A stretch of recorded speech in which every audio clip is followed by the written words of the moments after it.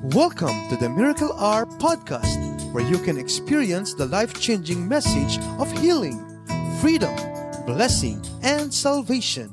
As God's end-time prophet and apostle shares to you the heart of the Lord, here's our host, Apostle Renato D. Carillo. The book of Mark, chapter 6, verse 53 hanggang 56.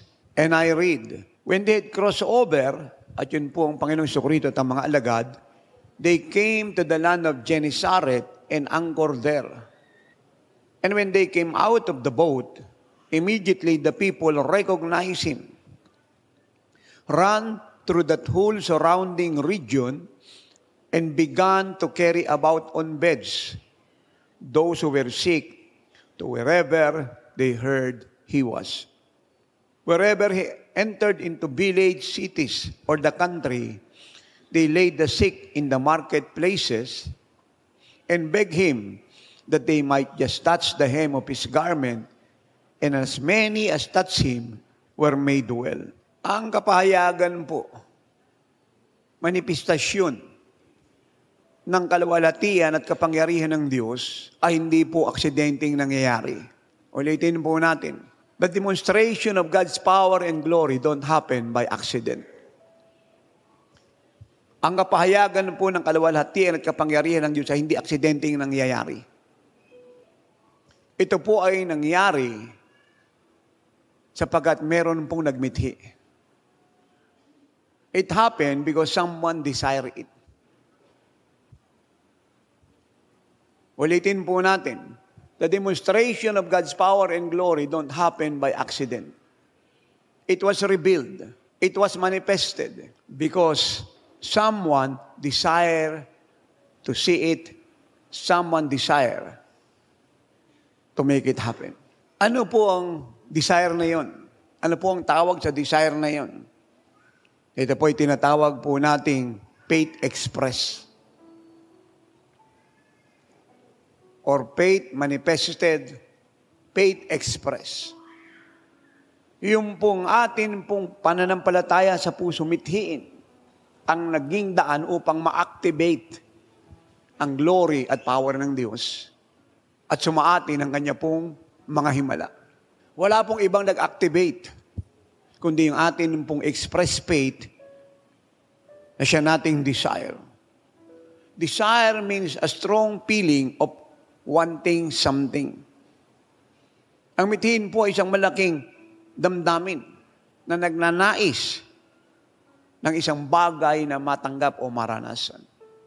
Available po ang glory at power ng Diyos 24/7. Ulitin po natin.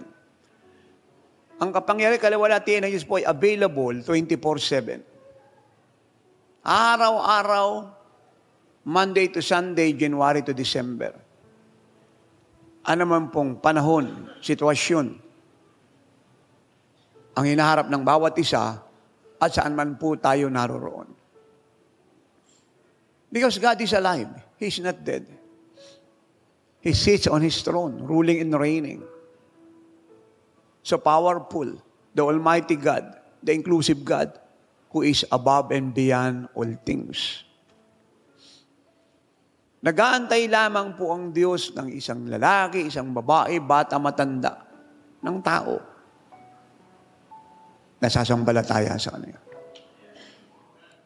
Magmimithi na siya po ay pagalawin, pakilusin. Nagmimithi na ihayag niya ang kanyang sarili. Because you know, when God show up, all things are possible or miracles happen. All signs and wonders takes place. At yun po ang nangyari po sa mga taga-Gennesaret. Nung mabalitaan po nilang dumating po ang Panginoong Jesucristo at ang mga alagad sa kanilang bayan, ang ginawa po nila kaagad ay nagtakbuhan sa buong reyon at binitbit po ang lahat ng merong sakit at karamdaman. At ito po ay kanilang inihabol, dinala sa Panginoon saan man po siya pumaroon. Inilalagay po nila ang mga may karamdaman sa liwasang bayan, and that is marketplaces. At sila po'y nagmimiti, nakikiusap kay Jesus, and take note that statement, nagmimiti, nakikiusap kay Jesus na mahawakan lang nila yung laylayan ng kanyang baro. At ang sabi po ng salita ng Diyos, ang sino man pong makahawak ay gumagaling. Question. Ang sino man daw pong makahawak sa laylayan ng baro ni Jesus, lahat po ay gumagaling. Hindi ilan, hindi marami, lahat. Ano man po yung sakit nila, either ito po ay leprosy, issue of the blood, either sila po ay bulag, pipi, bingi, either ito po ay incurable, diabetes, high blood, tumor, cancer, goiter, glaucoma, catarata, epilepsy, high blood pressure. Ano man po yung mga karamdaman nila, gaano man po karami. Lahat ng makahawak sa laylayan ng baro ni Jesus, lahat ay gumaling. Now, that is very interesting. Humawak lang sa baro ng Lord, gumaling sila. What does it mean? Ito po siya. When faith touches God, His power is activated and miracles happen.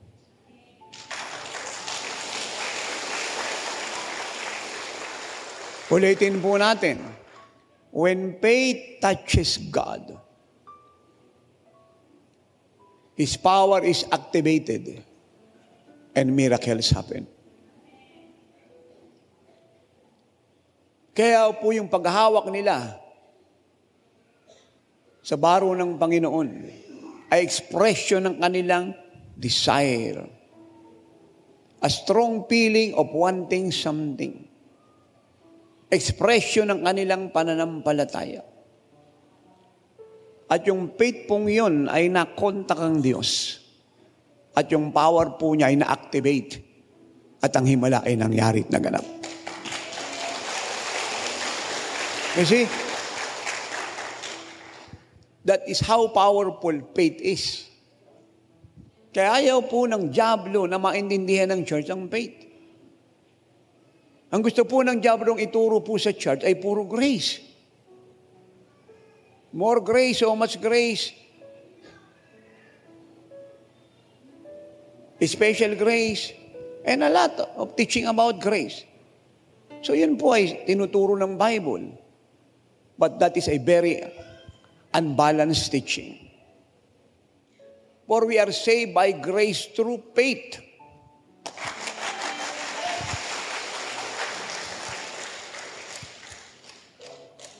Amen. So yung pong grace ay galing sa Diyos. Siya po ay gawa ng Diyos. Yung pananampalataya galing sa atin. Kaya yung grasya niya sumaatin.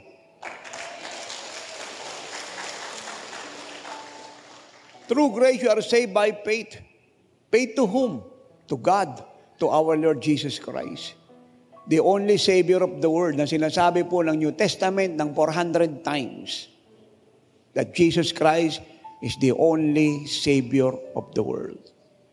Not one of the Savior, not one of many Savior, but the only Savior of the Philippine Island and the world. The only Savior. For there is no other name given under heaven where men can be saved except the name of Jesus Christ. Acts 4:12. For there is only one mediator between God and men, the man Christ Jesus. Siya po ang mediator between God and men, sapagkat siya po ay God-man. Diyos na nagkatawang tao. God the Son who became the Son of God.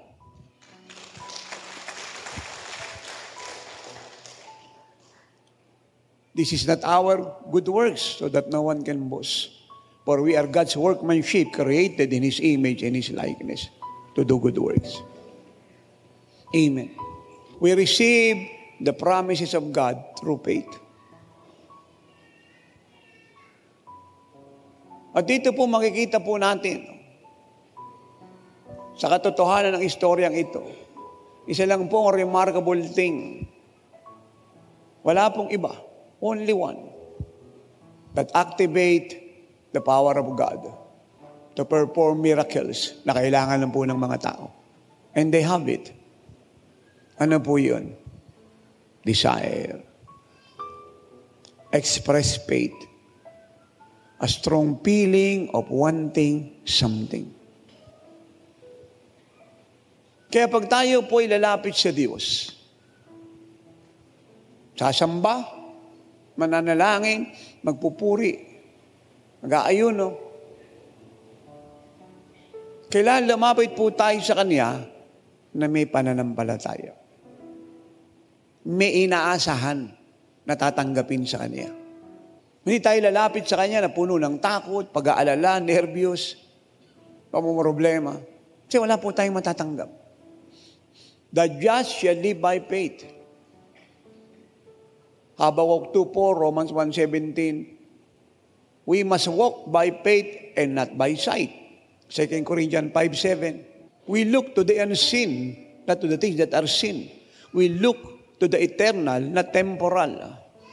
2 Corinthians 4:18. It is written, we believe, so we speak. We speak what we believe. 2 Corinthians 4:30. For without faith, it is impossible to please God. Hebrew 11:6. All things are possible to them who believes. Mark 9:23. God is looking for our faith. Luke 18:1. Mapapalad ang mga sumasampalataya kahit walang nakikita. Sapagkat sila ay tatanggap. Alinsunod sa kanilang inaasahan. John 20:24-29. Now faith. Faith is always now. Ang hope po ay para sa hinaharap. Ang pananampalataya ay palaging ngayon. At anumang bagay na gusto nating matamumula sa Diyos ay hindi po natin inaasahang matatanggap sa hinaharap pa. Sa susunod pong linggo, buwan, taon, at paano di mo alam kung kailan po yun dadating. Ang lahat po ng gusto nating tanggapin sa Diyos ay ating hinahangad na matanggap sa araw at oras sa tayo po'y lumapit sa Kanya because the Bible tells us in Hebrew 11:1, faith is now, faith.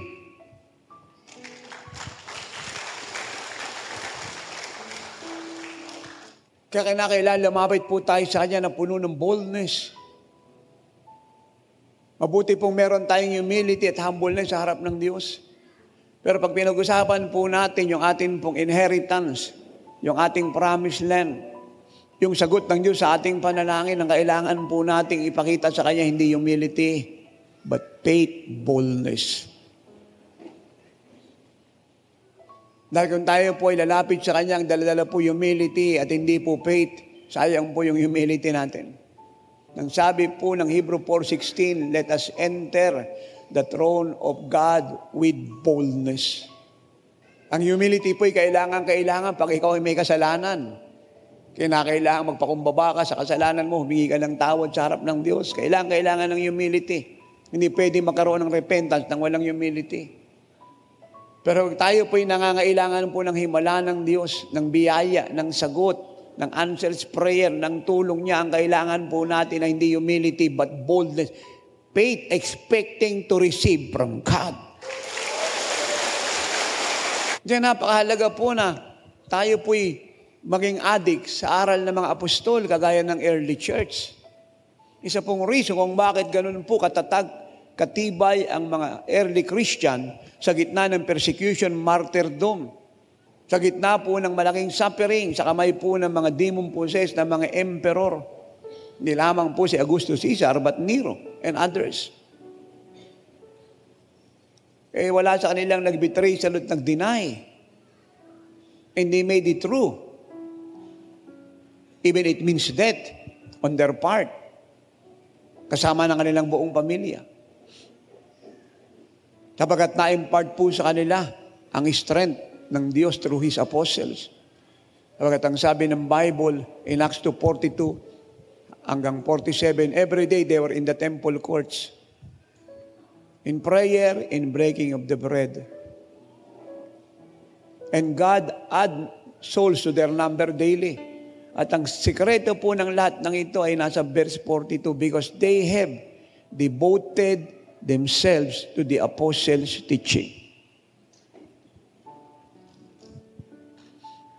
At wala naman po sigurong leader ng church, kay evangelical ka, o full gospel, o prophetic, o charismatic, o so-called apostolic, ang ganyan ka-stupid na makikipagtalo sa salita ng Diyos.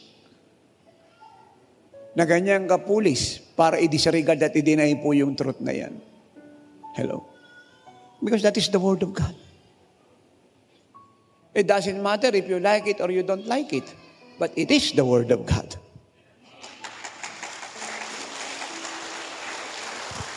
It doesn't matter if you agree with it or you don't agree or you disagree with it. What matters most, it is the Word of God. And the Word of God, according to Psalm 119 verse 89, is settled in heaven forever. Ano pong ibig sabihin nun? Hindi mo pwedeng baguhin. Hindi mo pwedeng i-ignore at baliwalain. Hindi mo po pwedeng talunin. Stand victorious in every generation, in every testing and trials, in every scrutiny. They have devoted themselves to the apostles' teaching, in prayer, in breaking of the bread, fellowship, koinonia. Amen. And God added souls to their numbers daily.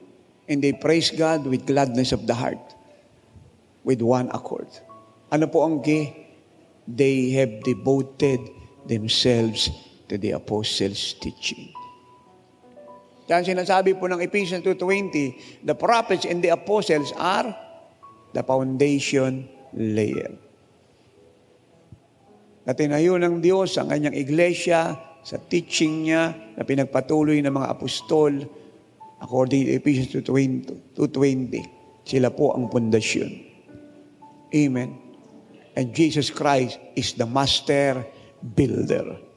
The moment we express our desire, faith express, God have no option but to display His power. Automatic po yun. Yun lamang po yung condition. Wala pong iba. There is no other way for everyone to see the power of God and experience His glory apart from faith. Faith is the only way. Not needs. Ito po mga ito, may mga needs matagal na pero wala namang nangyayari. Yung kanila pong pangangailangan, hindi naman natutugunan. It is only when Jesus came to Gennesaret and they chased Him earnestly and they expressed their great desire, amen, to receive from Him, to touch Him, na lahat po ng kanilang karamdaman ay nasolusyonan. Sila po ay gumaling. And I can prove to you sa buong kasulatan, from the Old and New Testament, that needs cannot move God. Needs is not enough to receive from God. Ngayon, ang dami pong pangangailangan sa buong mundo pero hindi natutugunan. Even though, mahal ng Diyos ang sangkatauhan, kaya niya pong tugunan ang pangangailangan ng lahat. Pero hindi po nakakarating sa buong mundo yan. Huwag na lang po tayong lumayo sa Pilipinas, huwag na lang tayong lumayo sa Cagayan Valley, sa paligid na lang natin, ang dami pong needs. Pero hindi nasusolusyonan. And yet, mahal ng Diyos ang lahat, gusto niyang tulungan. Why? Because God demands faith. God requires faith. Amen. Faith is a must for everybody to receive from God. Kaya wasa tayo po ilalapit sa Diyos, kagaya po ng mga taga-Gennesaret, see to it na meron tayong ini-expect na matatanggap sa Kanya. See to it na meron po tayong ini-expect na makukuha sa Kanya. See to it na meron po tayong ini-expect na mararanasan mula sa Kanya. At yung atin po expectation ay so specific. Because God is a God of specificity. Hindi po tayo po pwedeng lumapit sa Diyos sa isa pong paglapit na marami tayong dinidiman. We must do it one by one. We must be so specific. Hello. Tingnan niyo po yung istorya po ng dalawang bulag. In Matthew 20, 29 to 34. Amen. Nung paalis na ang Lord sa Jericho, humabol po yung dalawang bulag. Ang sabi ng dalawang bulag, Jesus, anak ni David, maawa ka sa amin. Wala po silang tigil na sumusunod sa Lord. At nang pumasok po ang Panginoon ng isang tahanan, humabol pa rin sila. At yun po, ang sinasabi nila, parehas lang. Jesus, anak ni David, maawa ka sa amin. And Lord po, walang response. Wala ba siyang awa sa dalawang bulag? Bay sobra po ang awa niya tabag at wala pong higit sa kanyang pag-ibig. Kasi naman pong tao na nabubuhay sa ibabaw ng lupa. Pero bakit wala siyang response? Sigaw na po sila ng sigaw. Jesus, anak ni David, maawa ka sa amin. Amen? Ito po ang sagot. Hindi naman kasi, alam na kung ano yung gusto nilang mangyari. Sigaw lang sila ng sigaw, tumihingi ng tulong, iyak ng iyak. Hindi naman lang sinasabi kung ano yung gusto nilang matanggap sa Kanya.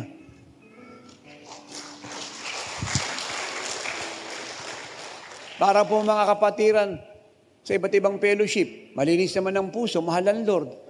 Palagi na lang, iyak ng iyak. Diyos ko, tulungan mo ko. Diyos ko, maawa ka sa akin, tulungan mo ko.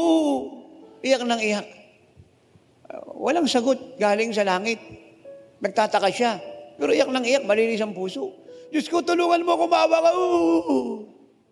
Sinamahan pa ng pag-ayuno. Diyos ko, maawa ka sa akin, tulungan mo ko. Maawa ka, Lord God, mabait ka, tulungan mo ko, malinis puso ko.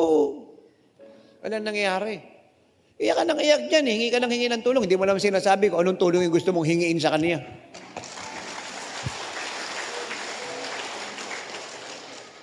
So dahil awang-awa na po ang Panginoon sa dalawang bulag, sabi sa dalawang bulag, ano bang gusto niyong gawin ko sa inyo? Iyak lang kayo ng iyak eh. Sigaw kayo ng sigaw, maawa ako sa inyo. Ano bang gusto niyong gawin ko sa inyo? Wala man kayo sinasabi kung ano yung request niyo. Sabi ng dalawang bulag, Panginoon, gusto po namin makakita. Sabi ng Jesus, pambihira ko, ilan naman pala ang gusto niya. Kayo ng iyak, hingi kayo ng hingi ng away. Dapat kayo niyo pa sinabi, gusto niyo makakita. O di tapos, boom, dilat mata. Ngayon ang pumalakpak tao rito. Ngayon ang sumigaw yung mga malaya na rito. Hey, you see that?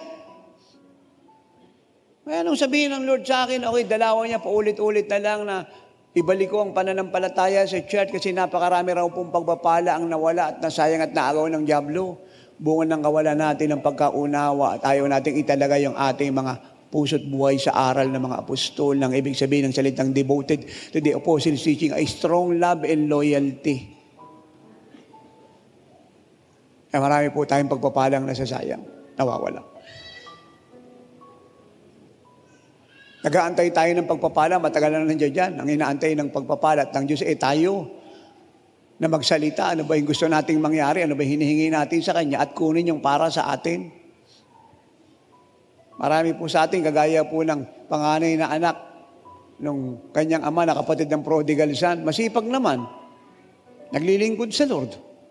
Amen? Senior naman, nauna naman sa kanyang kapatid.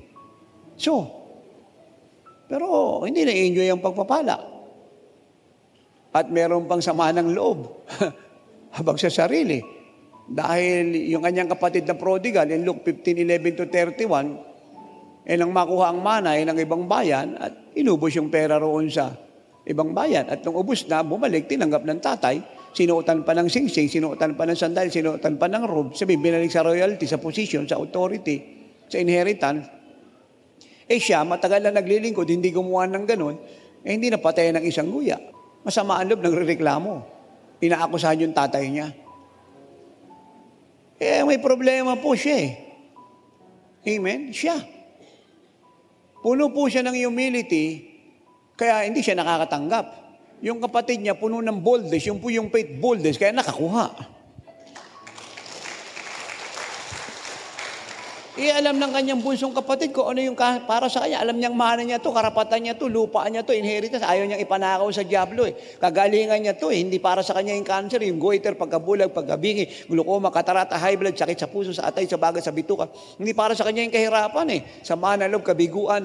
Ito ay para sa diablo. So ayaw niyang tanggapin. Ang tinatanggap niya yung kagalingan, kalusugan, tagumpay, pinagpalang buhay, pamumuhay, kagaya ni Kristo, kaharian niya. Kasi kanya yun. At kahit ayaw ng diablo, ayaw niyang pumayag, nakikibaka siya, very bold siya gumagamit ng authority. Sinasabi niya, umalik ka sa harap ko, akin ito, kahit anong mangyari, hindi ito pwedeng pumunta sa'yo dahil akin ito, ang akin, period. Ang dami pong pagpapalang nawala. Kasi, we are not so bold. Living in faith. Expressing our great desire to take what belongs to us. Hello. Iniintay natin lagi ang Diyos. Diyan na nga ang pagpapala. Tayong inaantay niyang kunin yung atin. Para po itong soul winning eh. Inaantay po na maraming fellowship yung mga kapitbahay nila, kababayan, kababaryo, at taga-kabilang munisipyo o syudad na pumasok sa church. Kaysa maunawaan po ng church na inaantay nila tayo na lumabas para dalhin sila sa Lord sa church. At kung bakit hindi sila pumapasok, dahil tayo inaantay nila. At hanggang hindi tayo pupunta ron para anihin sila, hindi sila maglalakad patungo sa kamalig sa church.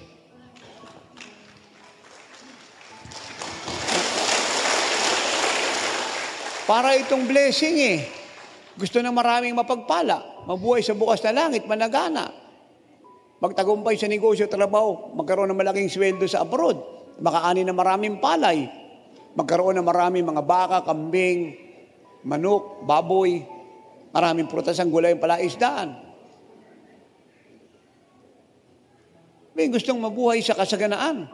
Ang problema, nagnanakaw naman ng tithe offering.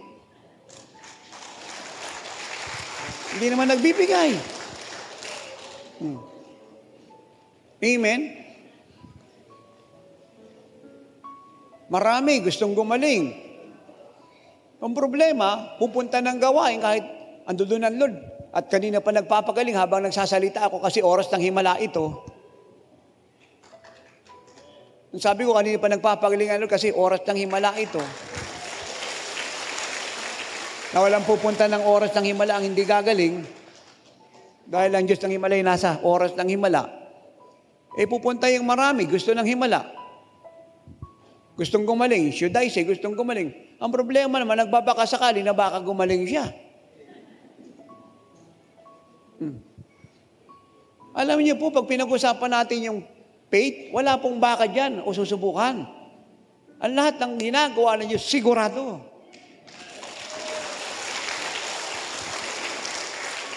Nakita niyo po yung may ketong in Matthew 8:1-3? Bumaba ang Lord galing sa bundok pagkatas magturo sa mga alagad.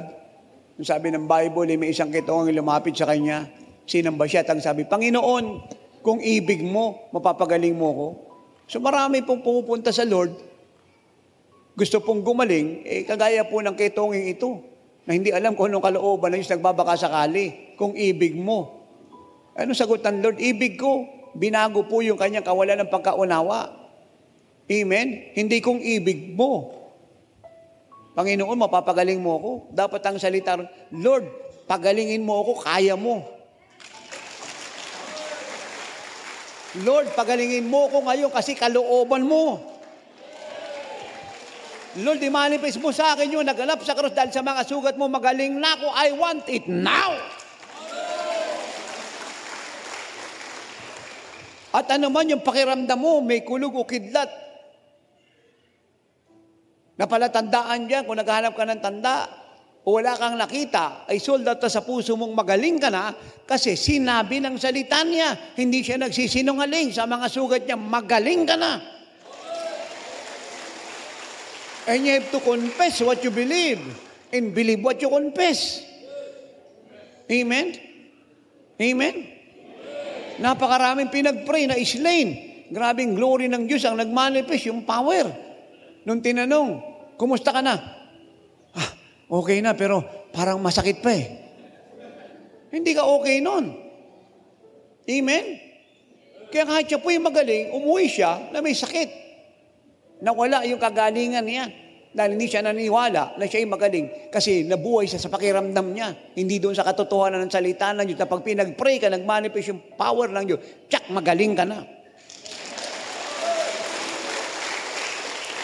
Well, sabi nga ng Bible, the just shall live by faith at by feeling. Wala po kung nabalita ang nakatanggap ng himala sa Diyos na nabuhay po sa kanyang 5 senses. Ano po yung kanyang 5 senses? Hearing, smelling, tasting, touching, amen, seeing. Wala. Because the just shall live by faith, not by senses.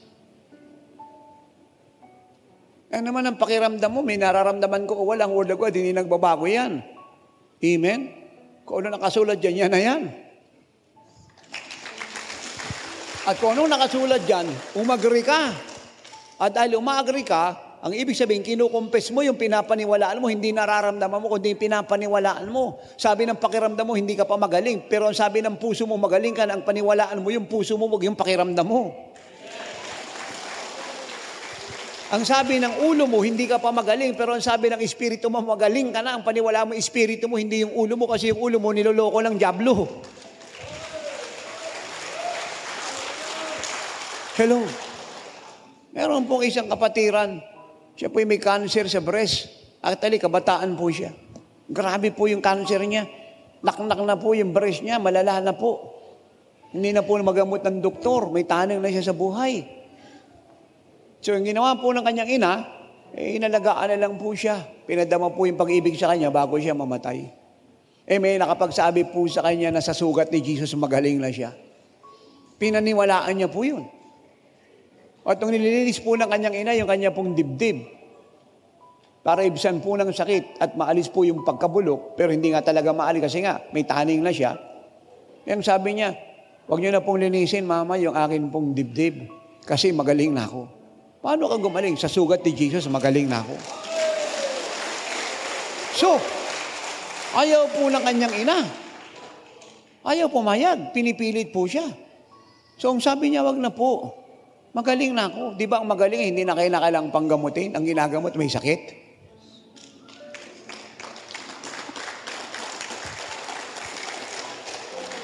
Basic po yan. Ang magaling, hindi na ginagamot. Amen? Ang ginagamot, may sakit. Ang sabi niya, magaling na ako, ba't gagamutin pa ako? Ngayon, sabi ng nanay niya, anak, andyan pa din yung cancer. Lumalala. Sabi niya, ma, magaling na ako. Yung nanay niya nabubuhay siya, nakikita siya nabubuhay sa salita ng Diyos. Alala po yung kanyang ina, hindi na po makatulog sa takot. Akala po niya, anak niya, ano na?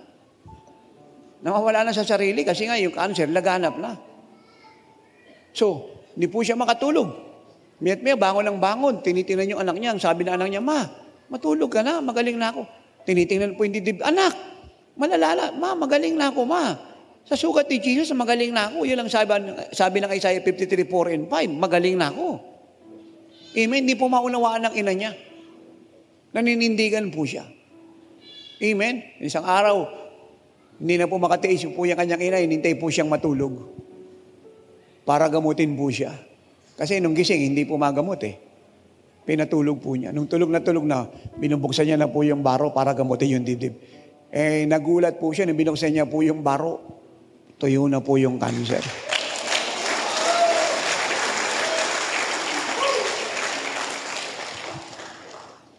Hello. Ang sintomas ay hindi sign na hindi ka magaling.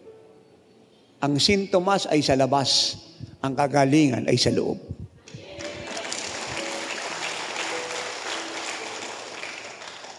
At pag ang pinaniwalaan mo yung symptom sa labas, mamimiss mo yung kagalingan ginawa niya sa loob. Dahil ang lahat ng kagalingan ay nagsisimula sa loob, sa puso, at nagmamanifest sa katawan. Tingnan niyo po ako. Nung matuyo po yung fig tree, in Mark 11:14 to 20. Hindi po siya natuyo sa labas nung siya po'y kinaris ni Jesus. Kung bakit po siya natuyo sa labas, na nakikita po nila Pedro, nung sila po'y dumaan uli sa lugar na yan, at ang sabi niya, Panginoon, yung fig tree, sinumpa mo, natuyo. Kasi yung mga dahon po, namatay. Ang totoo, bago po siya natuyo sa labas at yung dahon ay namatay, una sa lahat, ang natuyo po yung ugat sa ilalim na hindi nakita ni Pedro.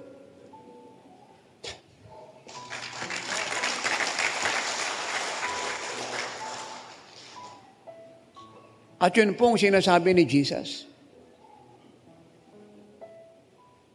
na yung fig tree bago namatay ang dahon sa labas na nakikita, una sa lahat, yung ugat sa ilalim ng lupang hindi nakikita nung kinaris niya ay namatay. At nung mamatay yung ugat na hindi nakikita kasi nakabaon sa lupa, ay namatay ang dahon sa labas na nakikita. Nanindihan niyo po yun? Kaya napakahalaga na hinahawakan mo ang pangako ng Diyos. Either siya po'y kagalingan, kaligtasan ng pamilya mo, kasaganaan, tagumpay, yung propesiya sa iyo para sa tagumpay ng ministeryo mo, kalayaan ng ating bayan, ng bansa natin, hinahawakan mo siya. At sa panahon na ito'y nasusubok, natites, kabaligtaran na nangyayari.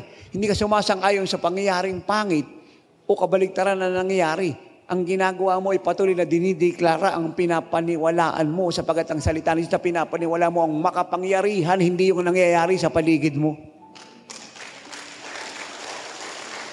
Dahil lang talagang totoong-totoo ay yung salita ng Diyos na hinahawakan mo kasi hindi nagbabago yan. Yung nasa paligid mo, subject for changes yan.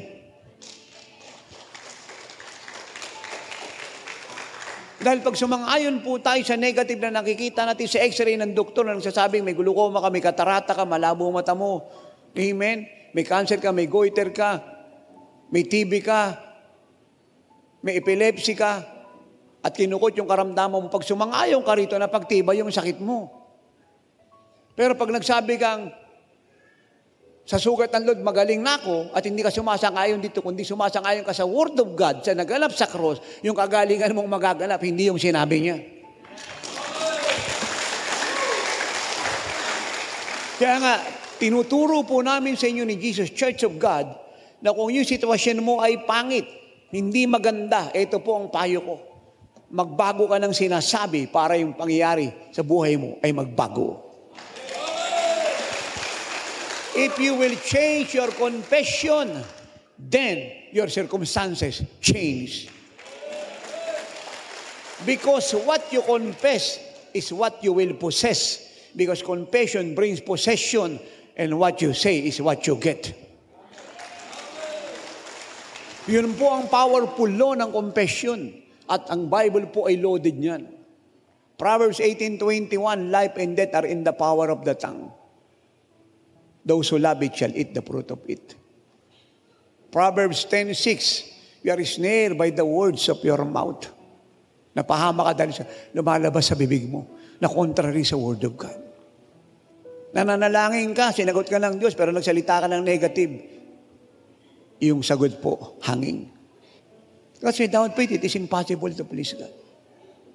Mark 11:23, Jesus said, I say to you, whosoever shall say to this mountain to be removed and to be cast into the sea, and will not doubt in his heart, but believe that whatsoever he says, the Lord is talking about your confession, your pronouncement. What is coming out of your mouth, he says, shall come to pass. Then he will have whatsoever he says, what you say is what you get.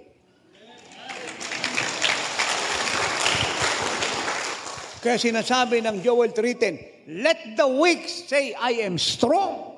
Let the poor say, I am rich. Pag nakakadama ka ng pagod, i-declare mong malakas ka, dala mong supernatural strength ng Diyos because God is the strength of your heart. At yung panghihina mo mawawala, papalitan lakas ng Diyos, magmamanifest yung lakas niya. Pero kahit malakas ka, pag sinabi mo manghihina ka, because confession brings possession. What you say is what you get.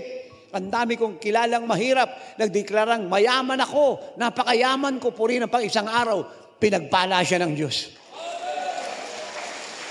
At napakarami kong kilalang mayaman, nagsasabing, maghihirap ako. Ang sabi ng horoscope, paghihirap daw ako, isang araw mahirap na siya. Dahil yung sinasabi po natin ay hindi biro, hindi laro. May batas po ng pagsasalita at kung anong sinasabi mo, ikaw ay maiipit sa sasabihin mo.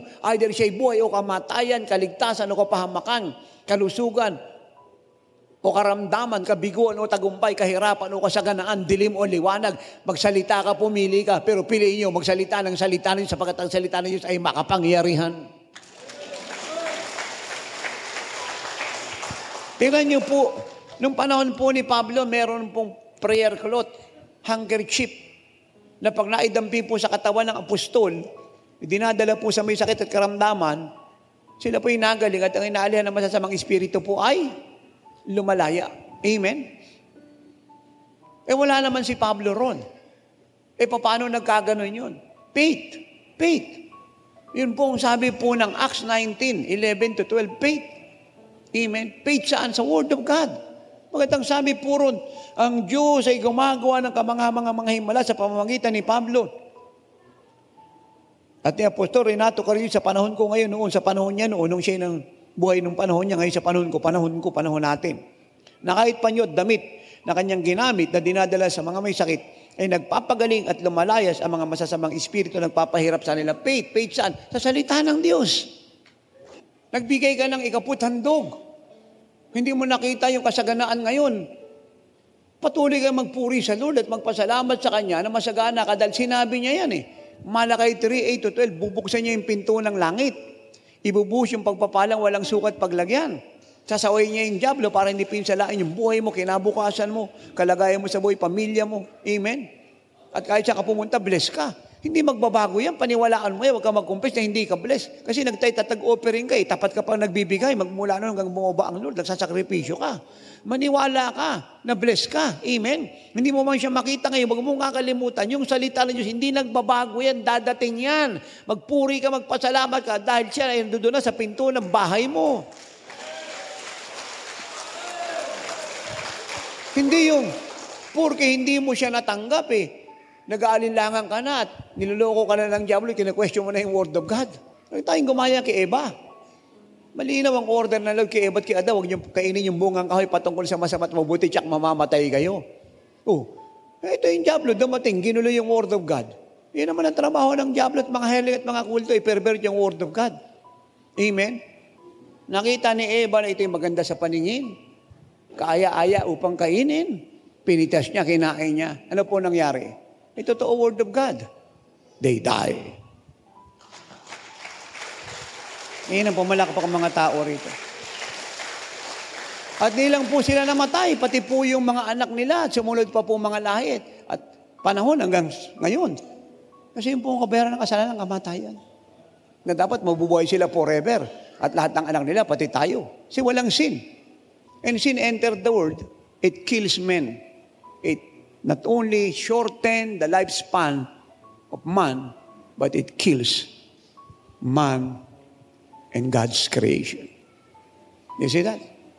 Totoo word of God. Wala ako alam na salita sa mundong ito ang po pwedeng humigit sa word of God. Proven po yan. Kagaya ng mga bagyo lindol, terrorism, climate change, putok ng bulkan, kahirapan, gutom, nuclear threat. Mahigit 2,000 taon na nakakalipas bago nangyari, sinabi ni Jesus yan. So, nung nakakapagtaka ko, nagagalap siya ngayon, totoo nga ang Word of God Kung hindi po totoo ang Word of God, hindi ko hahawakan, hindi ko ipapangaral. No need. No need. Ayaw ng Diyos mga iniibig. Huwag nating paniwalaan ang salita niya. Malungkot po siya. Ang ibig pong sabihin ng faith ay isa lang. Actually, marami siyang ibig sabihin pero kinukoin ko po sa meaning na ito. Faith is to believe what God said. Ano man ang kalagayan mo at sitwasyon sa buhay, you believe what God said. Hindi pwedeng magbago yan. Sinabi niya kay Abraham, magkakaanak ka. Sabi ni Sarah, tanda na ako. Hindi ako magkakaanak. Galit ang Lord. Sarah, ba't ka tumawa? Hindi raw siya tumawa. Ayaw na Lord na hindi natin siseryosoyin ang salita niya. Hello. Sabi niya, sa tinakda kong panahon, that is next year, pagbabalik ko, may anak ka na. O sa tinakda kong panahon, that next year, pagbabalik ko, appointed time, may anak ka na. Amen? Sa tinakda kong panahon, may anak ka na. Eh talagang hindi na pwedeng manganak si Sarah. Bulok na po yung matris niya. Matanda na siya. Yan po ang sabi ng Romans 4:17-21. Matanda na si Sarah. Hindi na siya pwedeng manganak. Amen. Si Abraham matanda na rin. Hindi na siya pwedeng mag-produce ng kailangan ng isang babae para maglihi. Pero ang salita ng Diyos ay totoo.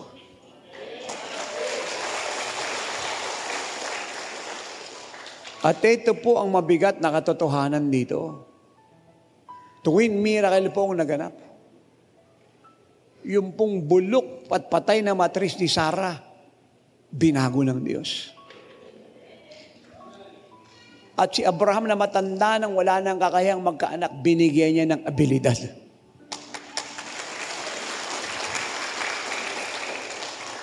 At lumabas si Isaac, anak sa pangako, dahil siya'y mula sa Diyos na nangako. Si Sicaraya, pray ng pray. Amen? Pati si Elizabeth na magkaanak. Eh, nung sumagot ang Diyos na siya ay bibigyan ng anak at pinadala si Gabriel habang siya po ay nandoon sa temple at nag-duty bilang priest. Amen? Eh, sabi ni Sicaraya, pagkatapos sabi ni Gabriel na, Sicaraya, magpuri ka, sapagkat si Elizabeth ay magkakaanak. Ang sabi ni Sicaraya, paano mangyayari yun? Eh, matanda na kami. Galit po yung anghel. Anghel ang galit, di lalo ang Diyos. Galit po sa unbelief. Sabi ni Gabriel, ako'y si Gabriel na sinugo ng Diyos, na nakatayo sa harap ng Diyos araw at gabi. Mapipipi ka dahil hindi ka naniwala sa salitang sinabi ko sa iyo na magaganap sa takda niyang kapanahunan. Amen? Napipi po siya. Kaya po, pag ang church po ay nasa unbelief, mula sa 5-fold pababa, huwag ka lang umasang makakatanggap ka sa Diyos. Huwag na. Ang kailangan mo mag-repent. Magbago ng pag-aalinlangan, gawin siyang pananampalataya para ka makatanggap sa Diyos. Hello. Pwede ka maglingkod sa 30 years, 40, 50, 60 years, 70, or 100 years hanggang kaya mo. Pero pag nabuhay ka sa unbelief, sayang ang paglilingkod mo. Ang sabi po ng James 1, 5, 6, and 7, especially verse 7 and 8, ang taong pabago-bago ng isip at nag-aalinlangan at di sumasampalataya sa Diyos, ay wag lang umasang tatanggap siya sa Diyos ng kahit ano. Walang lugod ang Diyos sa mga hindi naniniwala sa salita niya. Why? Because unbelief forget God, unbelief reject God. Unbelief deny God. At pag dinidinay mo at nire-reject ang Diyos, wala ka ng pag-asang mapagpala dahil ang blessing galing sa Diyos na tinanggihan mo at hindi mo pinaniwalaan. At nung sumang-ayon po si Sicaraya sa salita ng Diyos, lalang ipapangalan sa kanya ay John, bumalik po yung kanyang faith. Muli po siyang nakapagsalita. Kaya mga minamahal, Church of God, tayo po sa 5-fold pababa sa kongregasyon. Kung gusto niyong bumalik na walang biyaya, muli po tayong sumampalataya sa Diyos. Muli tayong sumampalataya. Hindi kagaya ni Mary. Anong sabi ni Mary nung magpakita si Gabriel? Oh, babae na nakasumpong ng lingap o pabor ng Diyos. Sa sinapupunan mo ay sisilang ang anak ng Diyos. Ay tatawag sa kanya Emmanuel, Jesus, na ang Diyos ay isama sa atin sapagkat siya ay tagapagligtas, hindi lang ng bayan niya, kundi ng sangkatawan. Ito niyo po ang sagot ni Mary. Paano mangyayari yun? Hindi niya po kino-question na hindi totoo yun, kundi paano mangyayari, anong paraan sapagkat birhen siya. Hindi kagaya ni si Karaya, kino-question. Amen? Yung katotohanan ng sinasabi ng angel na si Gabriel, at siya rin yung angel na lang sabi kay Mary. Si Mary, hindi kino-question. Yung katotohanan siya yung magkakaanak. Ang tinatanong niya, sa papanong paraan, kasi birhin ako. At ang sagot ng anghel, the Almighty God, the Holy Spirit will overshadow you. Okay? At nanganak ang birhen. Dahil naniwala siya. At pagkatapos po yun, sabihin po ni Gabriel sa kanya, nagpuri po si Maria. Nang sabi niya, my soul magnifies the Lord. Amen. My Savior. At sinabi niya na po yung reason in Luke 1:47 pababa. At isa nga po doon, dahil siya po inahirang para dalhin sa kanyang birhing sinapupunan ang anak ng kataas-taasang Diyos na siyang tagapagligtas ng sangkatauhan.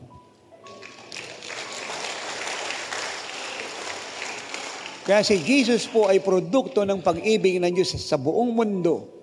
Hindi siya produkto ng pag-iibigan ni Maria at saka ni Jose. Siya po ay produkto ng pag-ibig ng Diyos sa buong mundo sapagkat siya po ay nailagay sa sinapupunan ni Maria na isang birhen. Mahalaga po na ipaglaban ninyo, Church of God, ang pinangangaral ko. Na si Kristo ay sinilang ng isang birhen, napakahalaga po niyan.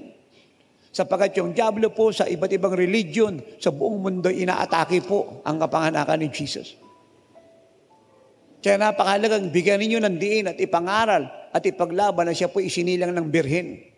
Gaano po kahalagang malaman natin ipaglabang siya isinilang ng birhen? Sapagkat pag sinilang ka ng birhen, ang ibig sabihin hindi ka dumaan sa DNA ng taong makasalanan. Kaya ang Savior po ay perfect, walang kasalanan.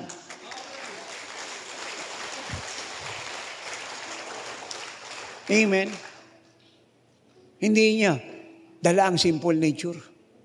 Ang dala niya po ay divine, sinless, perfect nature sapagkat ang nagsilang sa kanya ay birhen na inovershadow ng Holy Spirit. Amen. Na yung kanyang paglabas sa mundong ito, hindi bunga ng relasyon ni Maria at ni Jose, kundi ito ay gawa ng Diyos, bunga ng pag-ibig ng Diyos sa sangkatauhan.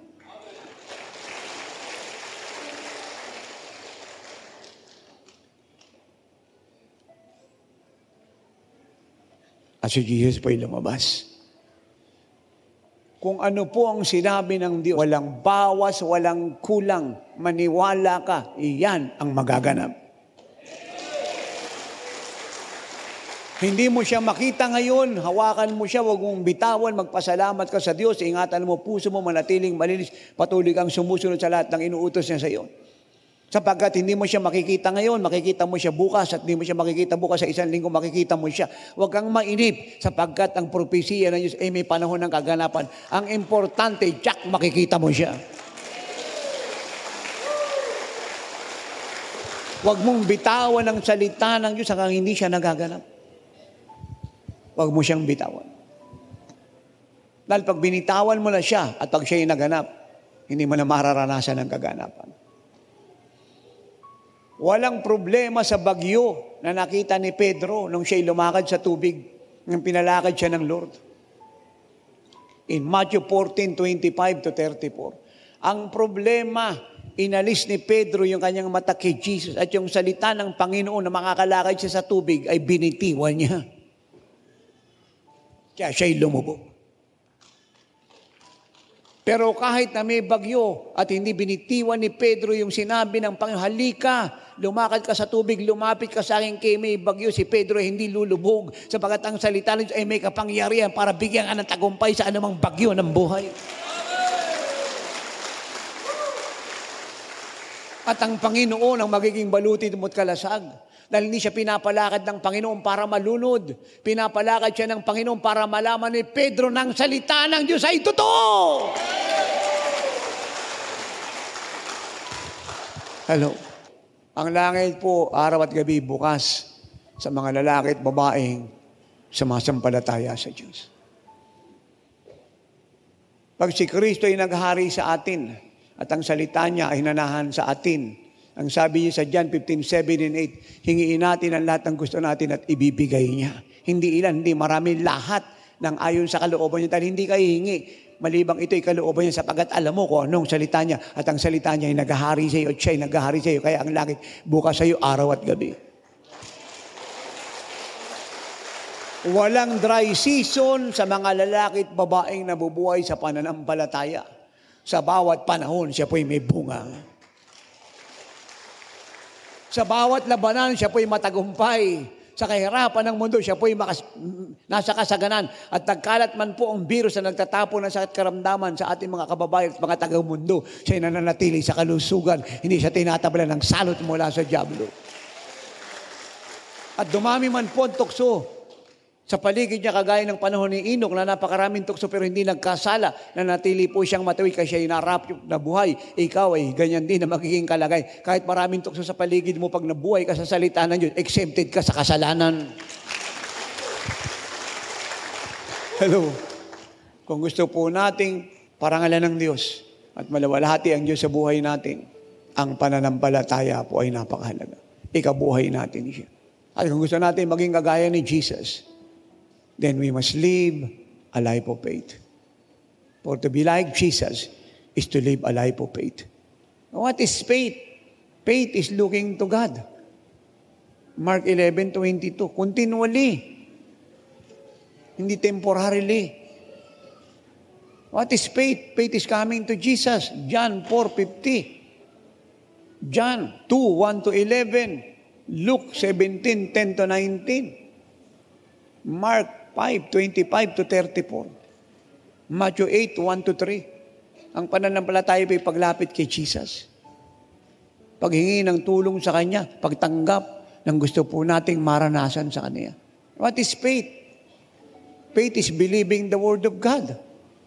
John 17:17. John 11:40. John 4:50-53. Naniniwala ka sa sinasabi ng salita ng Diyos kahit kabaliktaran. Ang nakikita mo at ang pakiramdam mo ay nagdi-disagree rito. O maaring mahal mo sa buhay o sino pang tao, still you believe, totoo yan. Kaya nga napakalagang binubulay-bulay nyo araw at gabi yan. Para hindi mawala sa puso at isip nyo ang katotohanan ng totoo yan. For the more na binubulay-bulay nyo ang salita niya, the more na yung faith nyo po ay tumatatag at tumitibay. Dahil sabi ng Romans 1:17, ang pananampalataya ay dumadating sa pakikinig ng salita ng Diyos. Ang pinakikinggan mo ay sinasabi ng dyaryo, television, radio. Yung faith mo doon nalalagay. Kung nakakatakot yung pinapakinggan mo, yun ang masasalin sa'yo. Kung pinakikinggan mo yung sinasabi ng mga boksinger at mga politiko, doon lalagay yung faith mo. At mag-aalinlangan ka sa Diyos. Kaya napakahalaga ang binabasa mo, pinapanood, pinakikinggan ng salita ng Diyos. Kaya nga nilagyan tayo sa television ng maraming programa ng oras ng himalat. Nilagay tayo sa 18 radyo, istasyon ng radyo para mapakinggan puro salita ng Diyos. Pinasulat tayo ng 200 libro. Nagbibiyahe rito, roon. Walang tigil. Pilipinas, buong mundo. May mga kanta po tayo, may newsletter, may CD, may booklet, magazine. Andiyan na po lahat. May prayer cloth pa, word of God ka rin yung laman nun. Para lagi tayong nasa faith. Kasi tingnan niyo po ako. Saglit lang po na nag-alis si Pedro ng tingin sa Lord at binitiwan ng word ni Jesus, siya po'y lumubog. Saglit lang po yun. Kaya si Elijah, isang salita niya, bumabagsak yung apoy galing sa langit at tutupok yung mga sundalo ni Ahab na huhuli sa kanya. Pero nang paniwalaan niya po ang sinabi ni Jezebel at yung kanyang mata inilagay sa sinasabi ni Jezebel, ano nangyari sa mighty prophet na discouraged, natakot? Lesson po sa lahat yan. Mighty ka ngayon, pero naniniwala ka sa negative, maya-maya, weak ka na.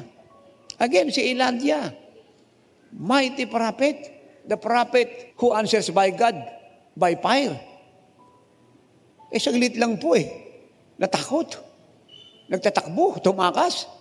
Dahil yung kanya pong puso't isip, napapunta kay Jezebel at sinasabi ni Jezebel na ipinapapatay siya. Nakalimutan niya na ang Diyos. Kita niyo yung kalungkutan ng Diyos.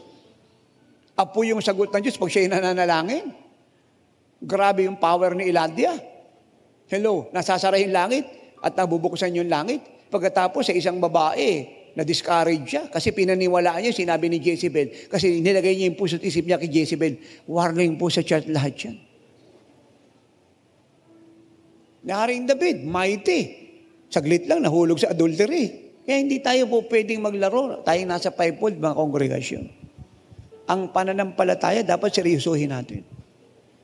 Hindi ka pwedeng magbiro sa tukso na mighty ka, matapang ka, matatag ka. Kaya mo to kasi hindi ka pwedeng matukso. Yung palang sinasabi mo, deception, isang araw, you fall in sin. Kailangan dito, matalino ka, maingat ka, marunong ka.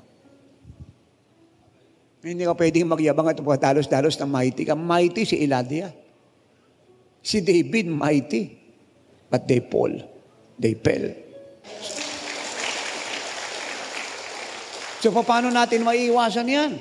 Joshua 1:8, bulay-bulay mo ang salita ko araw at gabi.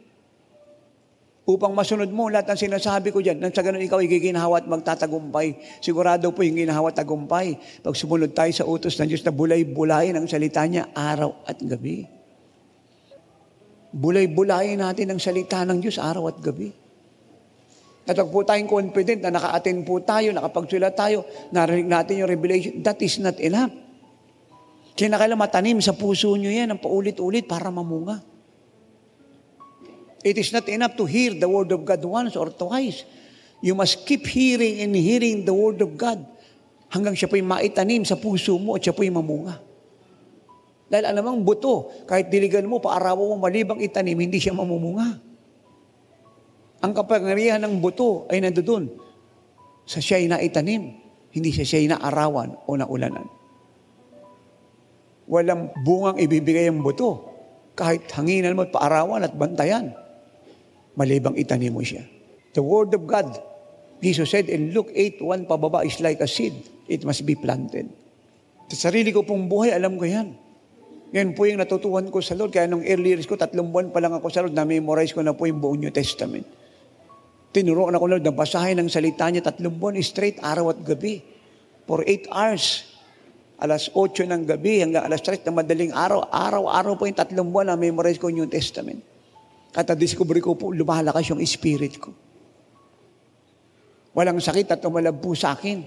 Makita lang ako ng mga demonyo, nangangatal. Yung mga epilepsy, sa salita ko lang, nadideliver. Mga bulag, bumubukas yung mata, patay, nabubuhay. You cannot be mighty without the word of God. You cannot. Kaya kahit saan ako bansang mapunta, kahit marami kong Bible, bumibili ko ng Bible. Kahit meron ako. Dahil nahiya ako sa Lord, nabibili na ako diyang Amerikana, sapatos, relo, pasalubong sa mga dapat pasalubungan, tapos Word of God, hindi ako bumili. Kahit marami po akong Bible, bumibili ko. Ginawa ko po sa buhay ko na i-priority ang salita ng Diyos. At hindi ako nangingiming kasusan po siya kahit napakamahal. Dahil ang kasaganaan nating lahat ay wala sa pagtatrabaho natin, kundi nasa salita ng Diyos. Matthew 4:4, Jesus said, ang tao hindi nabubuhay lamang sa tinapay, kundi sa bawat salita na lumalabas sa bibig ng Diyos, sa Rema. Amen? Dahil ang pagkain, ang bituin, ang araw, ang buwan, ang tubig, ang isda, ang gulay, ang prutas, at lahat ng kailangan ng katawan natin, lahat ay nagmula sa salita ng Diyos. Lahat. Kaya kung gaano karami ang salita ng Diyos sa puso mo, sa bahay mo, sa sasakyan mo, sa kwarto mo, purihin ang Panginoon, ganun karami blessing ng buhay mo. Ganun ka katagumpay. Dahilan ba para apostol manghina ang mga anak ng Diyos? Kung loaded ka ng Word of God at ng Diyos, ang mga taong puno ng Diyos, puno ng salita ng Diyos ay punong-puno ng pananampalataya. Hello. Wala pong ibang way para paniwalaan mo Word of God, malibo basahin mo araw at gabi. Para wag mo siyang makalimutan, basahin mo. Ano pa po ang meaning ng faith? Pagkatapos yung maniwala ang salita niya, itotoong lahat kahit di nyo naintindihan. Ayaw ng pakiramdam nyo, ayaw ng pitak at bulsa nyo. Ano pang meaning ng faith? Obedience. James 2:24-26, ang pananampalatayang walang gawa ay patay. Pag po tayong gumaya kay Juan Tamad, naniniwala siyang hinog yung mangga, matamis, masarap, pero nakangangalang yung bibig niya, ayaw niyang pitasin. Hinihintay niya yung manggang bumagsak. At nang bumagsak, bulok na, may uod na, hindi niya na makain. Kasi batugan siya. Ang pananampalataya po ay hindi tahimik, Hindi tamad, hindi batugan ng pananampalataya po ay walang tigil na gumagalaw, sumusunod, tumatakbo, lumilipad. Ang pananampalataya po ay kagaya ng arko ni Noah, kahit na inuulanan, tuloy yung takbo. Kahit binabagyo, hindi tumatabi, hindi tumitigil, tuloy yung bagyo. Ang nasa pananampalataya, hindi napatigil ng bagyo, ang may kapangyarang patigilin ng mga bagyo. Hello. Ang faith po sumisigaw.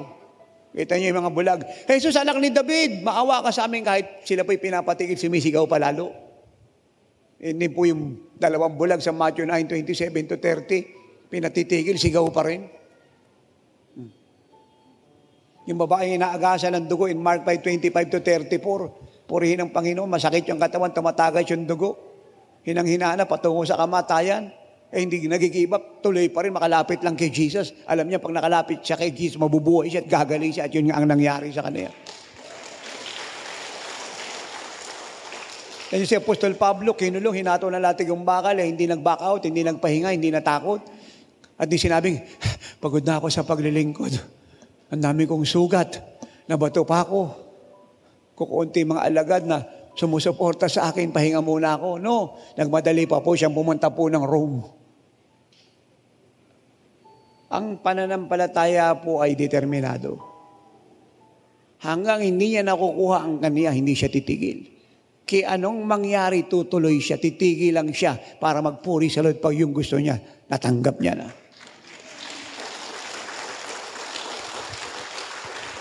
Yan po yung nangyari sa Syrophoenician lady in Matthew 15:21-28. Hingi siya ng tulong sa Lord para sa anak niya na inaalihan ng demonyo. Anong sabi ng Lord? Hindi ako sinugo para sa inyo mga Gentile. Sinugo ako para sa mga Hudyo. Hindi po siya tinatanggihan ng Lord, pero may hinahanap ang Lord sa kanya. Pero determinado po siya. Sabi niya, Panginoon, kahit po yung mga aso sa ilalim po ng lamesa ng kanyang Panginoon ay kumakain ng mumo.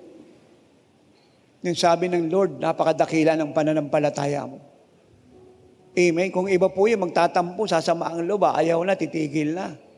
Especially si Jesus pa yung nagsalita. Pero hindi po siya tumigil. Tumuloy po siya. At ang sabi ng Panginoon, umuwi ka na, magaling ng anak mo.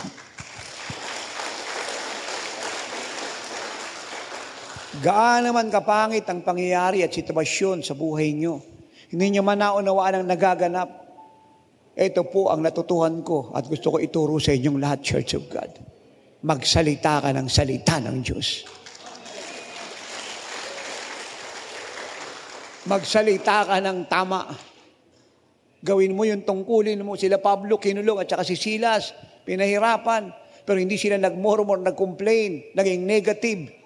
Nagsalita ng kung ano-anong salitang walang kabuluhan. Ang ginawa ng dalawa'y pinagalawang Diyos. In-express yung faith nila. Paano ginawa? Nagpurit na nalangin at ang Diyos nagpadala ng lindol at sila po'y pinalaya.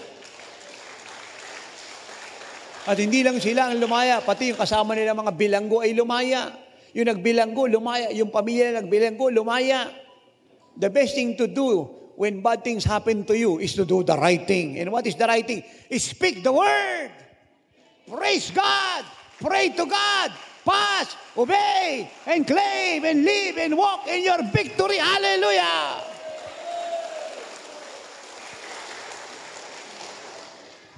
There is no other way to please God and to live in 100% victory that Jesus has accomplished to us on the cross of Calvary. It is only through faith. Without faith, it is impossible to please God. Kahit makapangyarihan ng Diyos, hindi siya makakagalaw. Maliban yung power niya, tapatan natin ng faith. The power of God, our faith equals miracle. The more we understand His power is unlimited in us, the more we must live a life of faith. I-honor siya ng Diyos. Bakit i-honor ng Diyos? Because God always honor His Word. Kaya ang Diyos po hindi natitinag ng needs. They have the needs, matagal na. Nothing happens. It is only when dumating ang Lord and they chase Him because they believe. in Him. They express their faith, their strong desire to receive healing. At ang lahat ng makahawak sa baro niya ay gumaling. Because when our faith touches God, we touch His power. And when we touch His power, then He's obligated to perform miracles. Only faith, true faith, by faith, we will win all kinds of battles of life and all kinds of war and trials of faith. It is faith in the Son of God, His faith in us, that makes us overcome. Ang tangi lamang pwede magtagumpay sa mundong ito ay mga lalaki at babaeng sumasampalataya na si Kristo ang anak ng Diyos. Pinanahanan niya. Wala nang iba. 1 John 5:4 and 5. John 16:33, Jesus said, sa mundong ito ay meron kayong kapighatian o tribulation. Hindi po great tribulation, tribulation. Dahil mararapture po tayo bago magkaroon ng great tribulation. At yung mga pastor pong gustong maiwan sa great tribulation, bahala kayo. Kung gusto niyong papugot ng ulo sa Antikristo, basta kami, aalis kami bago mag-great tribulation.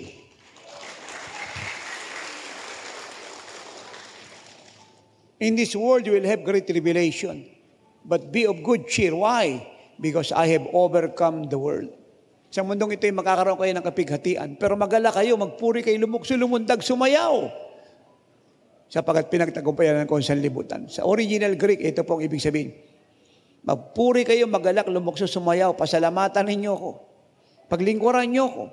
Gawin nyo ang kalooban ko, tapusin nyo, ikabuhin nyo buhay ko. Sapagkat tinanggalan ko ang mundo ng kapangyarihan para saktan kayo.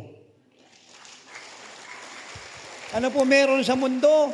Diablo, mga demonyo, sakit, kahirapan, kasalanan, lungkot, takot, dusa, kabiguan, lindol, bagyo, ulan, putok ng bulkan. Amen. Lahat ng ito'y tinanggalan ko ng kapangyarihan para saktan kayo. Tinanggalan ko. Pero kayo may power para baguhin ito at saktan ng diablo at sa akin ang kanilang mga gawa. Dahil ako ang inyong balutit kalasag, walang tatalab sa inyo. Decree, declare, I am your shield, and no weapon that is formed against you shall prosper. Kung paano ako yung nagtagumpay sa lahat ng bagay, kayo na pinanahanan ko na sumampalataya sa akin at mabubuhay sa pananampalataya ay magtatagumpay din sa lahat ng bagay. Kung paano natapos ko yung kalooban ng Ama, kayong sumasampalataya sa akin at nabuhay sa pananampalataya ay magtatapos din ang kalooban ng Ama. Hallelujah! Kung paano ako'y umakyat sa langit dahil ako'y nabuhay sa pananampalataya, kayong lahat na nabubuhay sa pananampalataya ay aakyat din sa langit at mararapture anumang araw at oras na ako'y bumaba. Woo! Thanks for listening to Miracle Hour Podcast. If you are blessed with our program and want to know more about the Lord, like us on our Facebook page at www.facebook.com/JIOSWM and subscribe to Jesus is Our Shield Worldwide Ministries YouTube channel. Our time is running out. Jesus is coming any moment. Apostle Renato D. Carrillo is mandated by God to bring the church to its full potential and to live like Jesus. Have a part in this end-time move of God. Pray, fast, and give to the work of the Lord. To God be all the glory.